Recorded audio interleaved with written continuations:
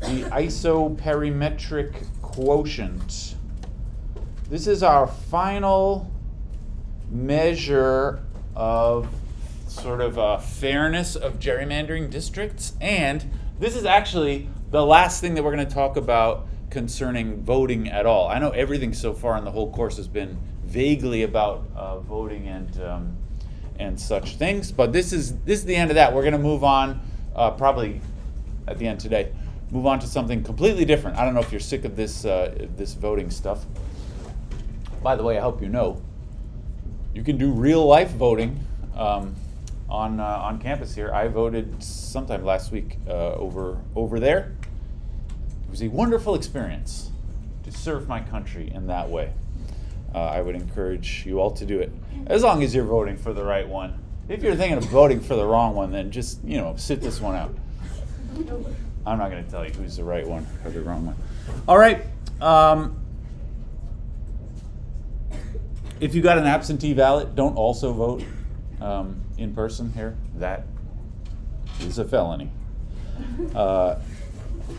One of my buddy professors was telling me he just overheard a student talking in class, and she was saying, "Oh, it's really great that I love doing an absentee ballot because it means you get to vote twice.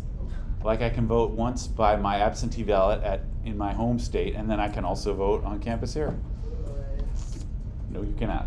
They'll let you do it, but if they catch you, I don't know what happens. I don't know if they would catch you, but yeah, don't do it.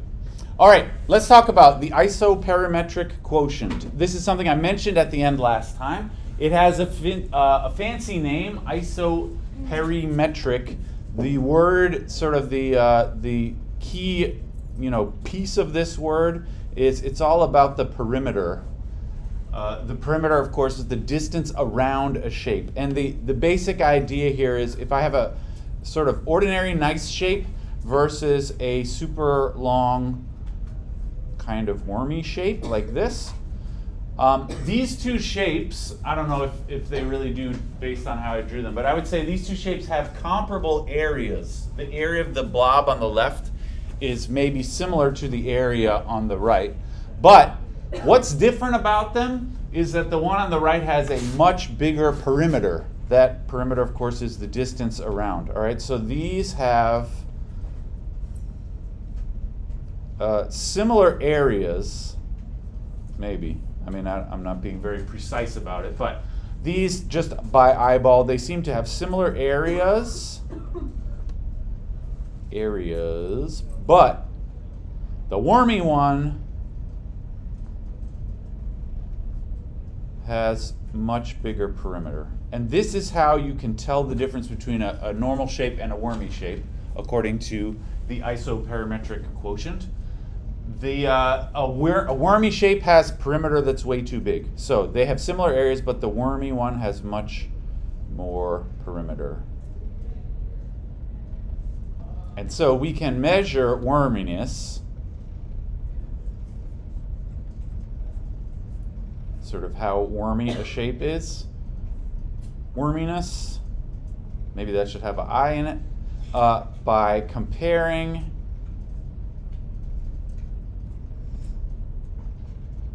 area versus perimeter.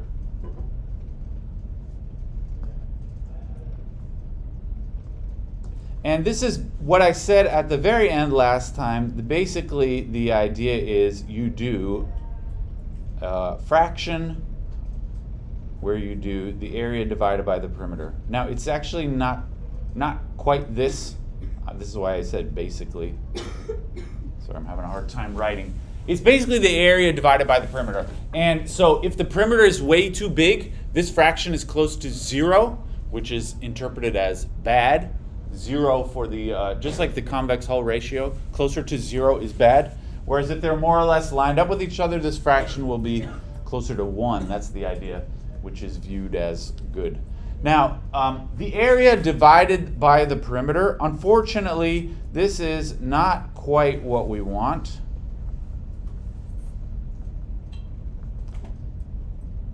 So the actual thing that you look at with the isoperimetric quotient is not exactly this fraction. It's a slightly, very slightly more complicated formula. It's not exactly the area divided by the perimeter. And I want to explain like what's wrong with using the area divided by the perimeter. Let's consider, I'm going to call this, you know, A and P mean the area and the perimeter for a square. This is very easy to do just to make sure everybody is clear on what I mean by, you know, area and perimeter. So what if I have a square? How about, just to make it even easier, a unit square? That is a square where the side is length 1.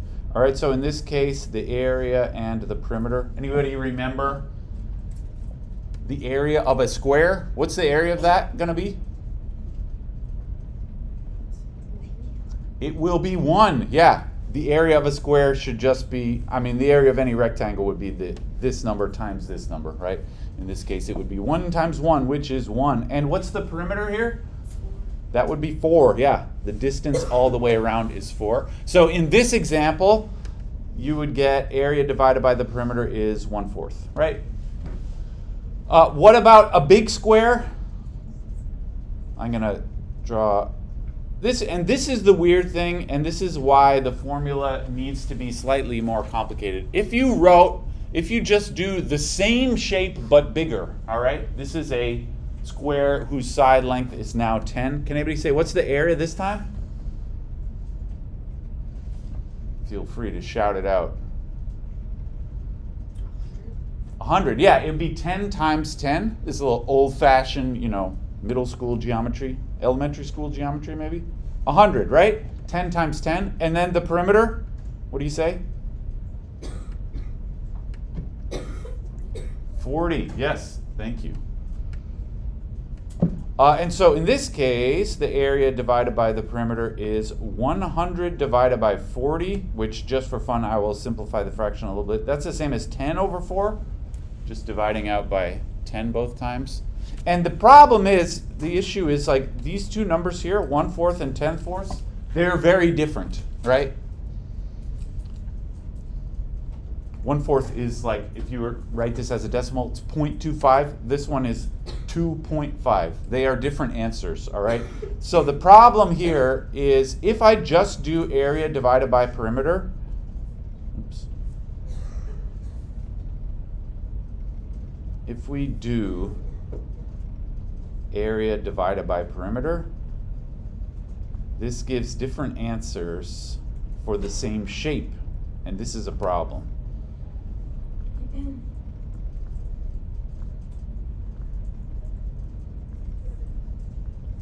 Right? By same shape, I mean here I did it for two different squares. It's the same shape, it's just like one was a bigger version of the smaller one. But we got two different answers, and this is not what we're trying to, I mean, whatever we're talking about as far as what this relationship between the area and the perimeter is, it shouldn't depend on how big the thing is. It should only depend on what shape it is.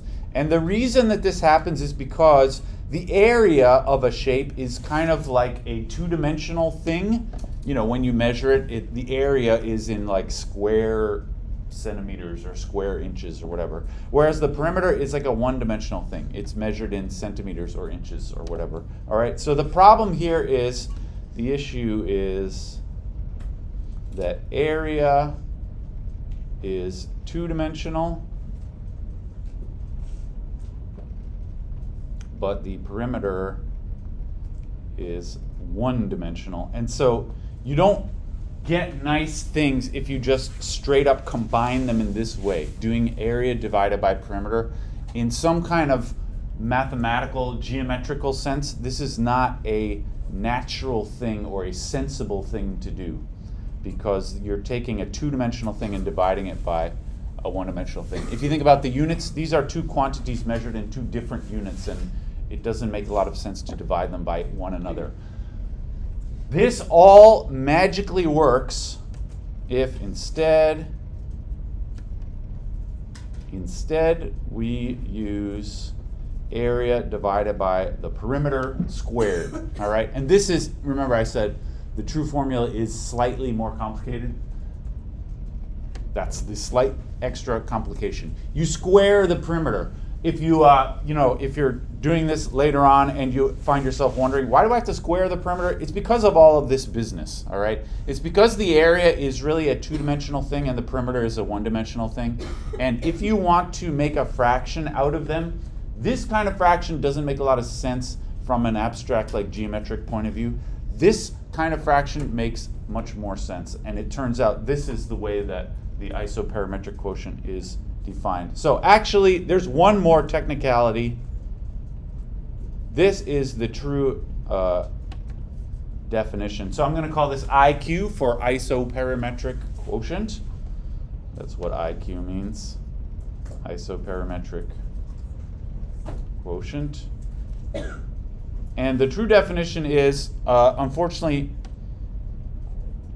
they also insert a 4 pi. But I will try and talk about what the point of that 4 pi is. But anyway, it is area divided by perimeter squared. So A is the area, just so that everybody's clear. A is the area, P is the perimeter. And 4 pi, of course, is, pi is that number from geometry. All right?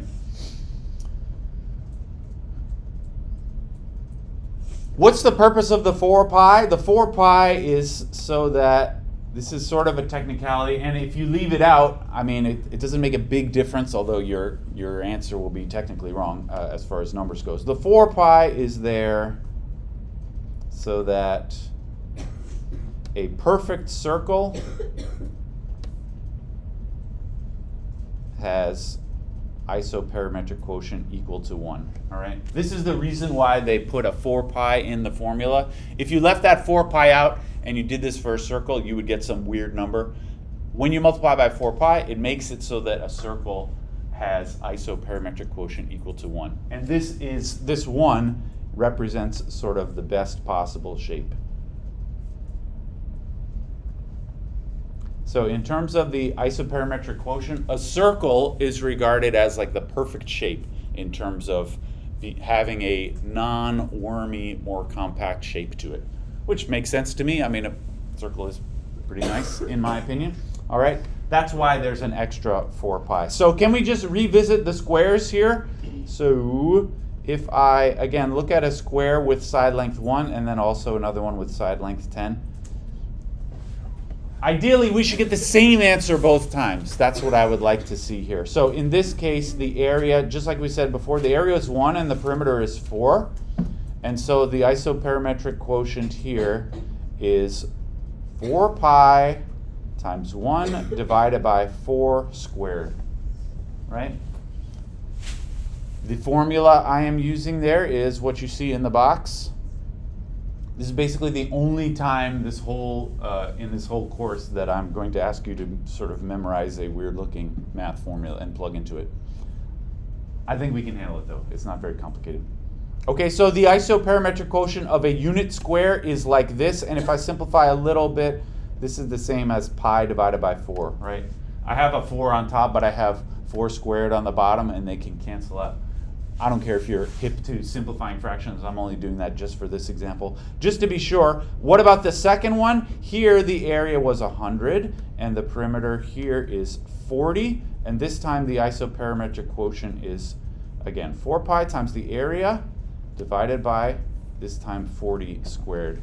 And it turns out if you simplify this fraction, we also get pi divided by 4. And so these isoperimetric quotients are now the same, which is what we wanted. This is the reason why you have to square the perimeter. It makes these two the same, which is good, right? Because they are the same shape, just drawn, one is bigger than the other one. But they are the same shape, so they ought to have the same isoperimetric quotient. All right, this is how you do the isoperimetric quotient. For a square, it's easy, because it's easy to know the area and the perimeter of a square. All right. We're going to do some examples using weirder shapes, but I thought maybe it would be interesting. I will just in case you're wondering about this, the isoperimetric quotient was defined, this formula, 4 pi times the area divided by the perimeter squared, actually a very long time ago. It's by an old school astronomer named Kepler in the 1500s. So this kind of a thing has been considered for a very long time, long before anybody cared about gerrymandering. But Kepler, as an astronomer, was interested in like the shape of the planets, and he had this general idea about somehow like the perfect shape would be a perfect circle or a perfect sphere, and this caused him to start thinking about this kind of way of measuring how round something is, and that's what the isoperimetric quotient is all about. All right. In politics, it is this became sort of something that people in politics were interested in much more recently. So it became used in politics only like in the past few decades is when people started using serious mathematics to analyze gerrymandering. So it became used in politics recently. And in that setting, it has a different name. They call it the, this has a cute little name. This is named after two people. The Paulsby-Popper score. I like the sound of that. The Paulsby-Popper score. So if you're talking with your friends, at lunch today about the isoperimetric quotient, one of them will say, isn't that the same as the Paulsby-Popper? You say, yeah, it's the same. They call it, in politics, they call it the Paulsby-Popper score, but it's the same as the isoperimetric quotient. I looked this up. Fun fact, this was first used in science by paleontologists, like the people who dig up dinosaur bones, because they wanted a way to describe different types of dirt. And they have they measured how round like individual sand particles are, and to describe how round they are, they used this isoperimetric quotient. So it comes up in a lot of different settings in math and science, and it's used in this political stuff. Anyway, let's discuss. Boop, boop, boop, boop. Okay, so as like I said, so for us, I will just refresh our memory. Here's the formula again: 4 pi a over p squared, and the isoperimetric quotient close to 0. That indicates in this fraction that the perimeter is super big. That's what makes a fraction close to 0, when the denominator is much bigger than the numerator. So isoperimetric quotient close to 0 means P is very big. So the shape is wormy. And isoperimetric quotient close to 1 means it's not wormy. All right. Close to 1 means it's not wormy. Specifically speaking, according to the isoperimetric quotient, a circle is the best shape. That's because I just mentioned this before, the IQ of a circle, the isoperimetric quotient of a circle is 1, right? And the isoperimetric quotient of a ridiculous wormy shape is closer to 0. There's a crazy shape on the homework. Actually, I have some of these printed out homeworks. Maybe you've looked at it. This shape here, this ridiculous shape that was used in the state of Maryland, that was Maryland District 3 in the old map. I just thought for fun. I looked up the isoperimetric quotient equals 0.02. That is absurdly low. Very, very low. Close to 0, indicating that this shape is very bad. Right? 0 would be like the theoretically worst possible shape, which is not even possible. In order for a fraction to be 0, it means the area would have to be 0.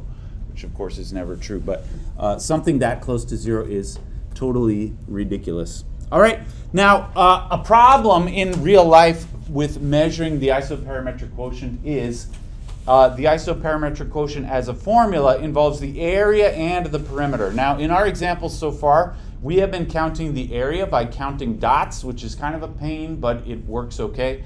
The perimeter, though, is much harder to measure in a strange wormy shape.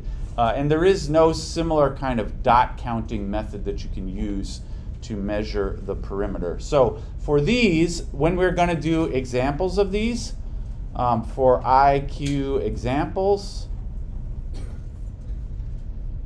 we'll focus on grids. So I have a bunch of examples for us to try, and I think that'll sort of do it for us as far as the isoperimetric quotient goes.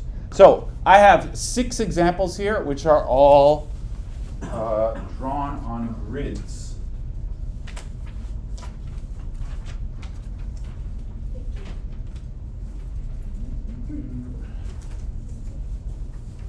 And I thought we could maybe do the first one together, and then I'll have you guys try to do the other ones. We don't have to necessarily do all of them, but when you do these on the homework or on our test, you will expect them to look like these pictures.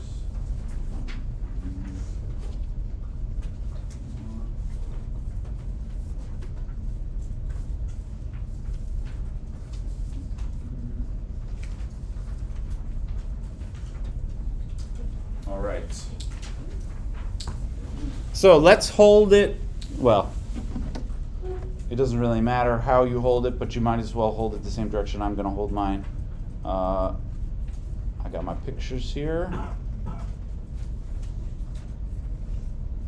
All right. So turn it so that you see like an upside down umbrella on the top left. That's how I'm going to hold my page. And for each one of these, let's see if we can find the isoperimetric quotient. So if you know what you're looking for, this is not hard to do. You just have to sort of know how to count everything up.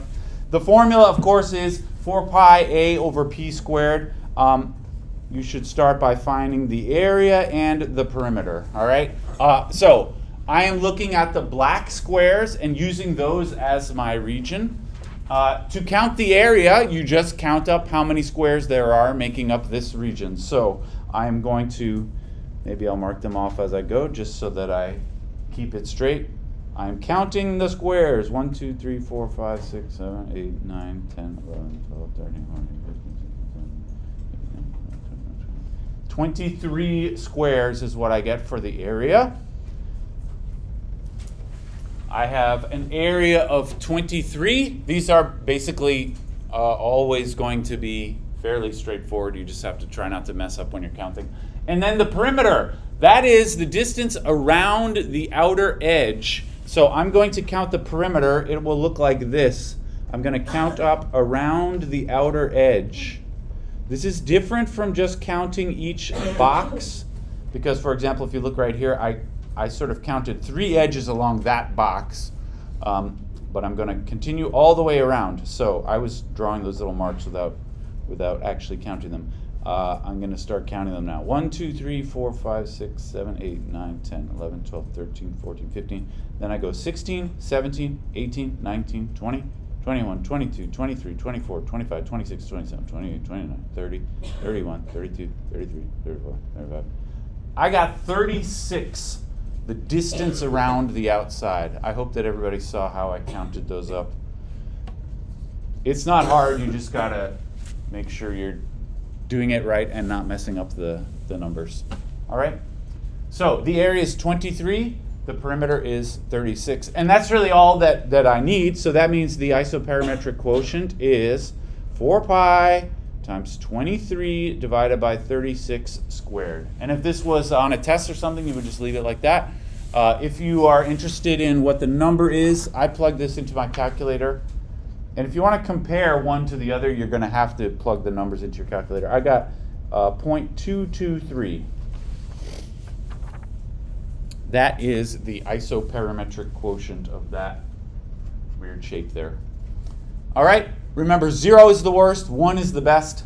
So this is somewhere in between, I guess. I mean, kind of on the bad side, I would say, but not super terrible. Any questions about how I did that one? Can I have you guys try to do the other ones? Like I said, I don't know if we really need to do all of them, but I want to make sure everybody knows what's up. See what you think.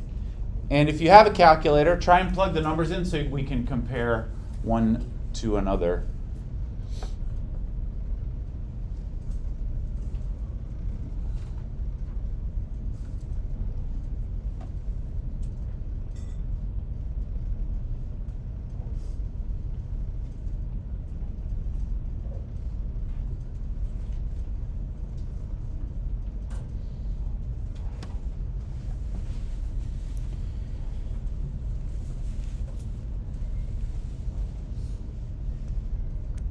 Feel free to compare your answers with your friends. You should really get exactly the same answers as me or as your friends.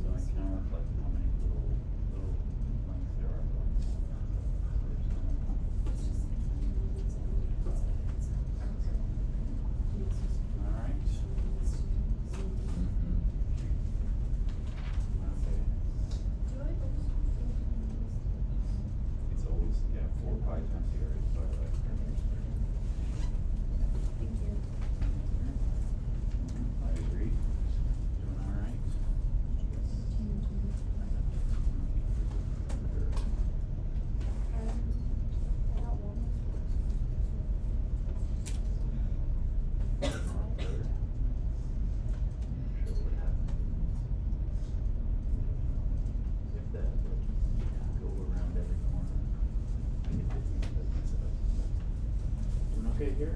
All right.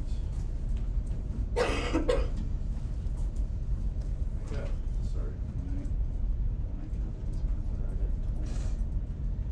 We're going all the way to the outside. Should be around the outside. Okay? Yes. Right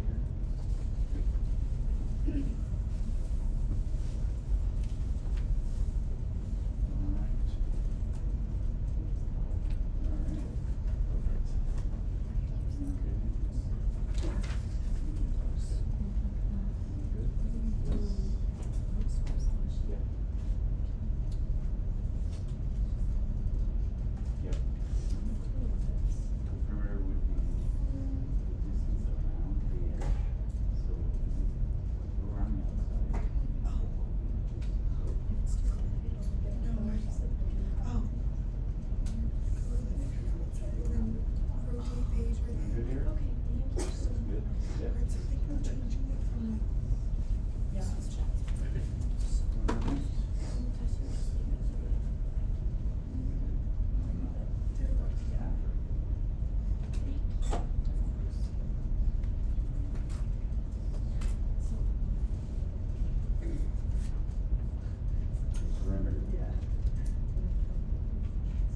No, it's just the distance all the way around.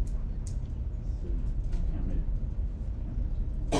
Like that side shouldn't be counted.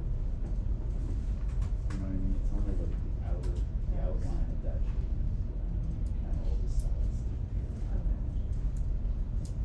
You good here?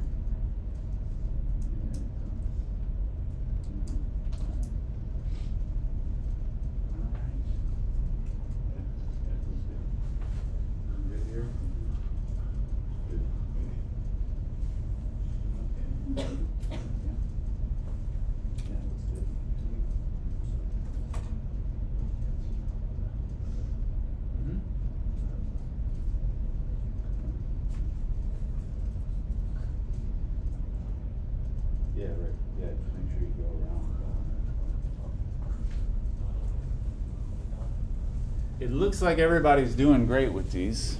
Maybe we can, I'll write down my answers and see if you agree.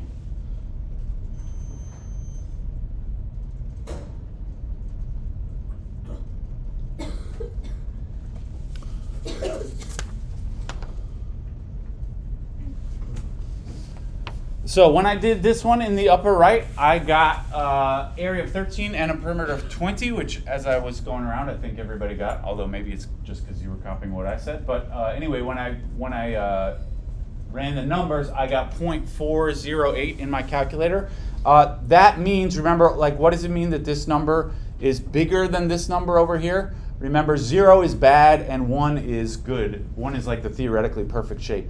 So that means that this shape is, according to the isoperimetric quotient, this shape is better than this one. It's because probably of this sort of wormy thing right here, which makes this a wormier shape, this a less wormy shape. To me, this is a more sensible kind of compact shape. Actually, if I'm looking at the whole picture, this one probably looks like the most sensible one to me.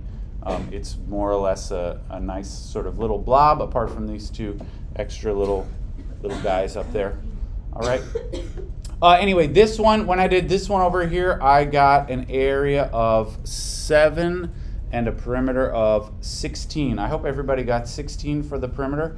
Remember, the perimeter, you are counting the edges around the outer edge. So that would be 1, 2, 3, 4, 5, 6, 7, 8, 9, 10, 11, 12, 13, 14, 15, 16. Make sure you go around every little corner. And that's how I got 16 for that perimeter. Here I got, well, when I plug into the formula, it's 4 pi. It's always 4 pi times the area divided by the perimeter squared, which in this case, in my calculator, I got 0.343. All right. One thing that's interesting about this one over here is that that shape is just like a tall rectangle, right? The shape of the black dots. This shape actually has, this little fun fact, this one has, this is, that tall rectangle, this is convex. This is what we were talking about last week. That shape, that tall rectangle, is a convex shape. So the convex hull ratio equals 1. Because remember, the convex hull ratio is the original area divided by the convex hull area, but they are the same for this shape because the shape is already convex. What that means is, for this particular shape, according to the convex hull ratio, this is like a perfect shape. Its convex hull ratio score is 1, which is the best possible. But according to the isoperimetric quotient, it's not so good because it's sort of long and skinny. The isoperimetric quotient does not like long and skinny, like your dear professor. The isoperimetric quotient gives a bad score to something which is long and skinny, but a good score to something which is kind of like, well, a circle or something which is all together, right? So there is a difference, right? You know, we talked last week about the convex hull ratio as a measure of how good a shape is. The isoperimetric quotient is a different measure of how good a shape is, and they actually give you sometimes very different answers because they're measuring different things. That's the moral of the story. Different measures are measuring different things. This one over here, when I did it, I got an area of 11 and a perimeter of 24. Anybody agree or disagree? I hope you agree. And when I did this in my calculator, I got the isoperimetric quotient is, well, it's 4 pi times 11 divided by 24, and that is 0.239 when I put that in my calculator. This one is also kind of long and skinny, and it's bendy also, which makes it even worse than that one over there. All right, and maybe just so that we're all clear, can anyone tell me what numbers did you get for this one on the bottom left? Anybody want to volunteer? What did you get for the area? I know some of you did it. Yeah? 14. 14 and 20? Yeah, that's what I got also, 14 and 20. Did you plug that into your calculator? What did you get for the... No, Oh, no. Actually, I didn't either. Did anybody? Yeah, what'd you get? 0.44. 0.44. Anybody else agree? Great. And then the one over here, this sort of hangman type thing, I got an area of 21 and a perimeter of 32. And so the isoperimetric quotient of that, I also didn't, for some reason, didn't do this on my calculator. Anybody, did you do that one? What'd you get? 0.26. Great. All right. So I think she sort of fulfilled my prophecy that this one on the lower left, as far as the isoperimetric quotient goes, this one down here is kind of the best because its number is the highest, closest to 1. Remember, 1 is theoretically the best possible value that you could get. All right. None of these are really very close to 1. 1 would be a circle, and actually all of these are not terribly close to a circle. All right. Any thoughts or questions about that? This is the isoperimetric quotient, another way to measure how good a shape is in real life. All right. And I think that will about do it for all of this gerrymandering stuff.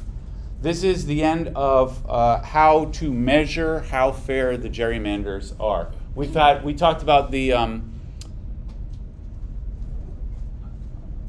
forgetting the name of the first thing, the gap, the efficiency gap. Sorry. The efficiency gap was the first thing we talked about. That's about counting up the wasted votes or whatever. And then there were 2 geometric measures of how fair the shapes are, the convex hull ratio and the isoperimetric quotient. All right, also known as the Paulsby-Popper. Great. I think that'll do it then for our gerrymandering bit. We got 11 minutes remaining. This is enough time to talk about a little sort of intro to our next big topic, and actually our last big topic. So the rest of the whole course will all be about something completely different. In case any of you are just totally sick of this like voting type stuff, what I want to talk about for the rest of the course is a little something called graph theory, which is completely different from anything that we've been talking about so far. And it's not really about politics at all, although you can use graph theory to do a lot of different things. And so you could use graph theory to analyze politics, but we're not going to get into that in particular. Graph theory. So graph theory is, I'm sure that you all, when you were in middle school, maybe even before, talked about the graph of a function. I give you a formula for a function and you draw the graph or whatever. That's not what this is. So graph theory, this is not about the graph of a function.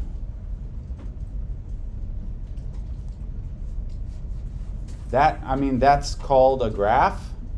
But there's another thing in math called a graph, and when a mathematician says they studied graph theory, they're talking about something that's totally different. It has nothing to do with the graph of a function other than that it's a picture.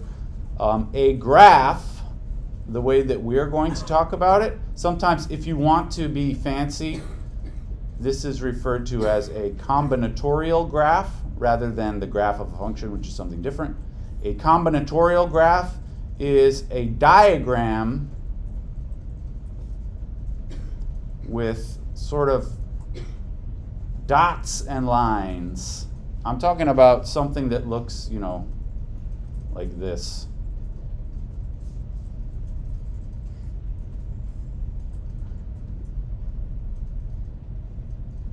This is an example of a graph. It's just any old thing that looks kind of like that. And these things come up all the time when you're trying to mathematically analyze different scenarios in real life. So this is a graph. And that's what graph theory is all about. And there are people, I in my own mathematical life as a mathematical researcher, I do some business with graphs. There are people who just spend their entire lives studying proving theorems about graphs. It's a very simple kind of a thing to talk about. We're going to talk about a lot of different ways that graphs occur in our real lives, and also just questions that you can ask and answer concerning graphs. For today, in our 8 minutes, let's just talk about some basic terminology here. So first of all, the dots and the lines, we don't call them dots and lines. We got fancy words for that. The dots are called the vertices. The singular is, that's a weird plural, so each dot is a vertex. And the plural of vertex is vertices. So this is a graph which has 7 vertices. Those are the 7 dots that you see on the picture there. All right, so this one has 7 verts, I will write often. 7 vertices, all right? And the lines are called edges. The lines are edges. So how many edges are there here? 1, 2, 3, 4, 5, 6, 7, 8 edges. All right, that is a graph of 7 vertices and 8 edges. Some other very basic terminology that we can talk about. Something that is super important in graph theory for reasons which will become clear when we talk about some real examples. Each vertex, each vert has what we call a degree. The degree of a vertex is a number, and it's just the number is equal to how many edges come out of that vertex. So each vertex has a degree, and this is the number of edges meeting that vertex. All right, and this is always easy to determine, but if I look at the graph at the top there, each of those vertices has a degree, and maybe I'll write the degrees in green. That one has a degree 2. Can you see my number there? Yeah. That one has a degree 2. That's because there are 2 edges which meet this vertex, right? 1, 2 coming out of there. What about the one on top is also a 2? Again, there are 2 edges which meet that vertex. What do you say? How about this one? You want to show me on the fingers? What's the degree of this? How many edges coming out of this dot here? The answer is 3. I hope that everybody can see. There are 3 edges that come out of this dot here. 1, 2, 3, like that. So the degree there is 3. Here it's 2. There are 2 edges coming out of that. If you know what to look for, this is not difficult. The one over here, also 3, right? 1, 2, 3 coming out of there. So this is a 3. That's a 2, and that's a 2. This is something that we'll all get used to identifying.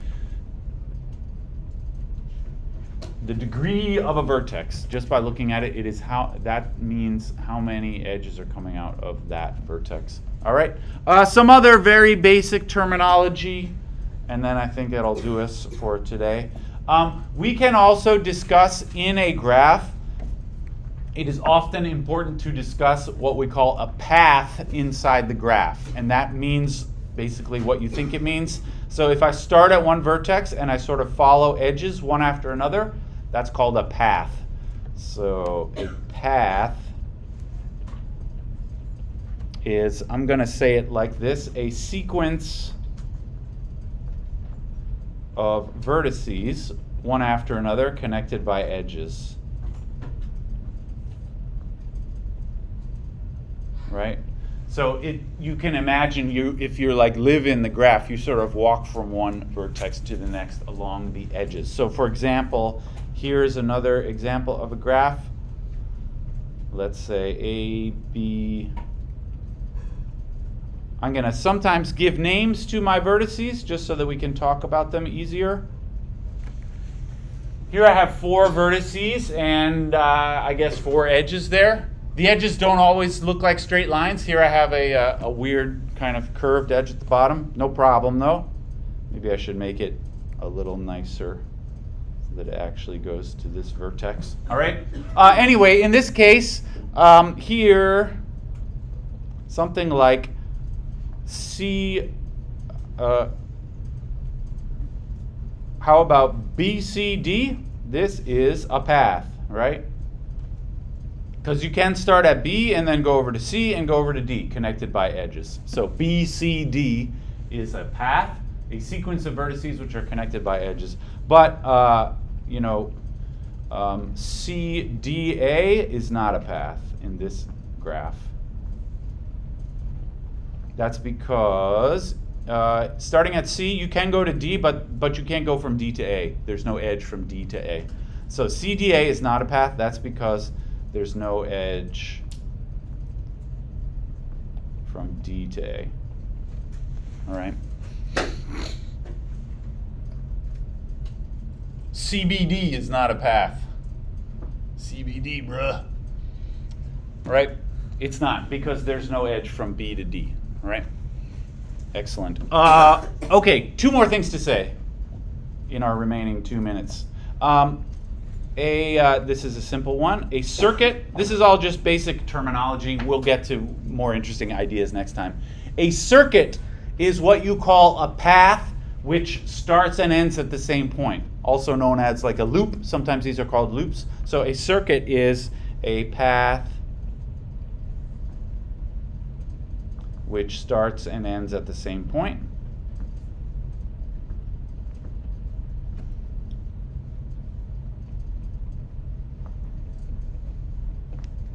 A circuit.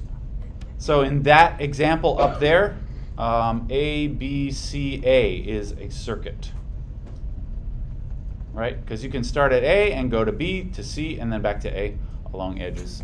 And a circuit just means a path where it ends up where you started. All right? And I think I said I had one more thing to say, but maybe it deserves more than 1 minute. So let's leave it at that for now. This is the next thing on our big checklist is called paths, degrees, and connectedness. So what we're going to talk about next time is connectedness.